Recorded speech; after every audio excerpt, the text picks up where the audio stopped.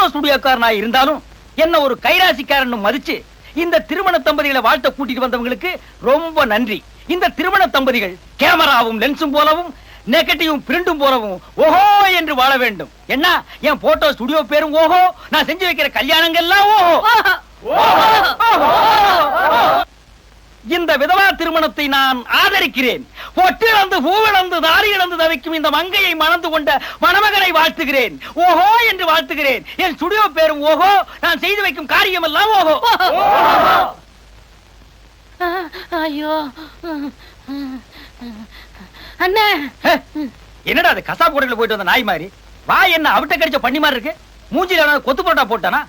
உன்னை கல்யாண வீட்டுக்கு தானே பேச அனுப்புனேன், ஏன் இப்படி கிழிஞ்சு போய் நிக்கிற? நீங்க சொன்னா தானே பேசுனேன். நான் சொன்ன மாதிரி பேசினா இப்படி கொதை இருக்க மாட்டானுங்களே. கொஞ்சம் புதுமையா பேசலாம்னு நினைச்சேன். என்ன புதுமை?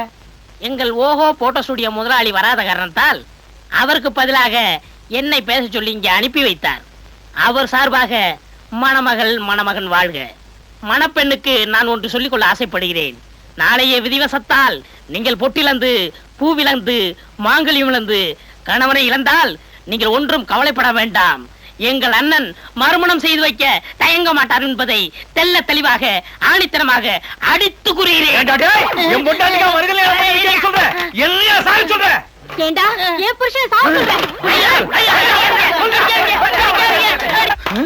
அட பாவி, இப்படி பேசினா இப்படித்தான் செய்வாங்க. என் பேரைய ரிப்பேர் ஆக்கிட்டியா? வெந்த புள்ள வேலை பேசாதீங்க. எது வெந்த புண்ணு, யாரு வேலு? அதெல்லாம் பழமொழி உங்களுக்கு தெரியாது. பழமொழி இந்த மாதிரி கிழிக்கிற மொழி, கிழிமொழி, கிழிமொழி. அப்புறம் என்னாச்சு? என்ன அடிச்சிட்டாங்களா? உங்களை அடிக்க வந்துட்டு இருக்காங்க. பாவி, இது ஏன்டா முன்னாடியே சொல்லிட்டே கரெக்ட் பிள்ளையோட போயிரு.